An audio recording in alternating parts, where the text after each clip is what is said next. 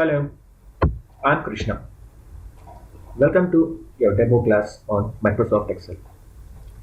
Before I start, let me first tell you where is Microsoft Excel used.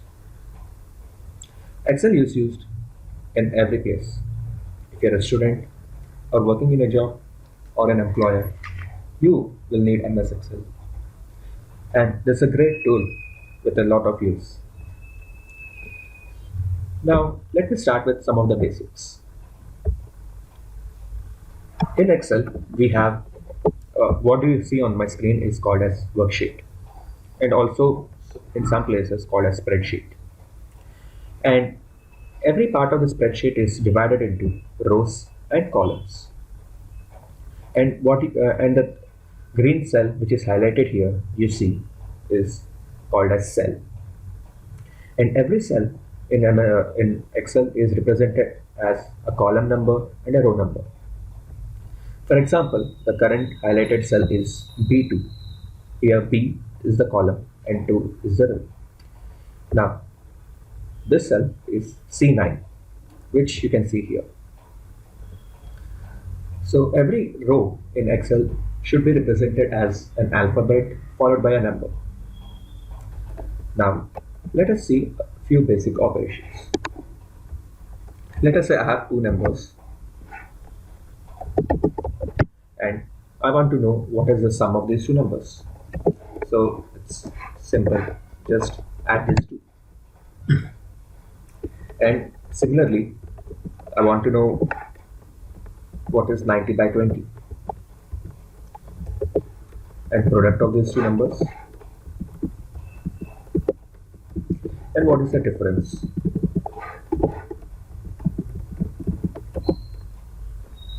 So in all these operations, what we simply do is press equal to, and with your arrow keys go to the top where you need to select the number.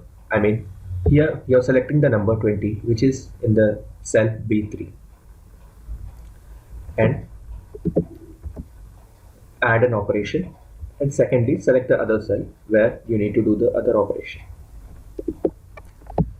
So it's simple. Now, let us say if I have got more numbers. So here I have around 15 random numbers from 20 to 100. So here, like the previous method, if I keep adding one number of the other, it will become a very long process. So we have some basic formula in Excel, that is sum. So how do you type a formula in Excel?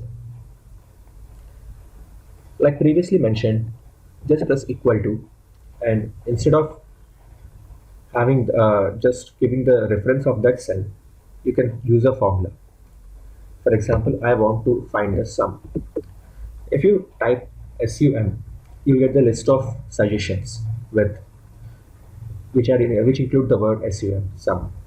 So, and for each suggestion, you'll have an explanation adjacent to it. So here sum adds all the numbers in the range.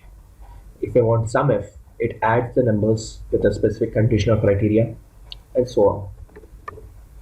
Let us see for sum. So once you type the formula, just start with a bracket, open bracket, and secondly, you'll have the suggestions here, what should be entered. So I can enter the list of numbers. Now, in Excel, we can select a list of numbers directly in a given range, through a given range. So if you observe closely, I have selected B3 cell, and using my shift and down arrow, if I go, the number here is changing from B3 colon B9. This implies that the range is taken from B3 to the cell B9. So if I want to have it end, so it's B3 to B17. It takes all the numbers in that range. And So I have the sum of all these numbers. So let us say I'm adding a new number here. Now how to add that number to my range? So when you select the formula sum, you'll find the blue color portion, and here the blue color portion given is B3 to B7. Now once you're at the blue color portion, just take your mouse to the end part and you'll see the mouse changes into an arrow. Now pull that down till wherever you want the sum to be calculated and press enter, and this new number is formulated. Now let us say I want to know what is the percentage of each number in this total sum. I mean, if I want to know what is 76 out of 1072, like that, I want to know for each and every number. So for every number, it's a long process to go and type the formula everywhere. Instead, we can use one simple method is locking of cells. So here I want to find the value of 76 by 1072. Now my 1072 is in the cell C2.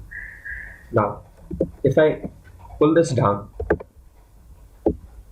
what we see is it becomes B4 by C3, whereas here it is B2 by C2. So this implies that when I take a formula and pull it down, the row number increases as I go down the rows. Now in Excel, we have a feature called as locking of cells. Here, I can lock the cell C2 because that is going to remain constant. Whereas when I pull it down, I want these values to change. That is B3 becomes B4, next B5, B6, whereas my C2 should remain same. For this, we can use a dollar symbol before the row number. And this implies that it locks the row number 2. Now, if I pull this down, so I got all the numbers, but I want this to be seen as a percentage. Now go to your home tab, and here either you can use here the percentage symbol, or here you have a drop down where you can see percentage here. So let's see the percentage. So this is how it is done. Now let us suppose I have here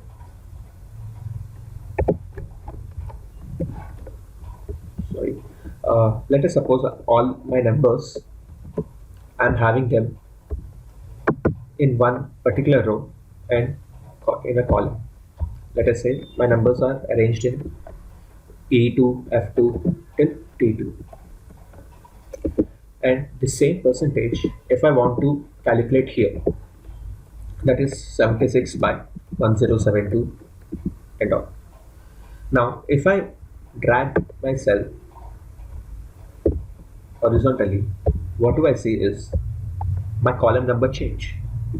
So this implies that when I drag any formula which is not locked, from top to bottom the row number increases, whereas from left to right, if I do, the column number increases.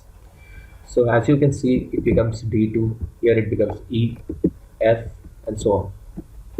So how can we do it? Again, this is a simple method. Is previously we had logged row number 2. Now in this case, we will log column C. That is, put the dollar symbol before C. And if we drag it till end, so this is the same result we got. And let us use the percentage.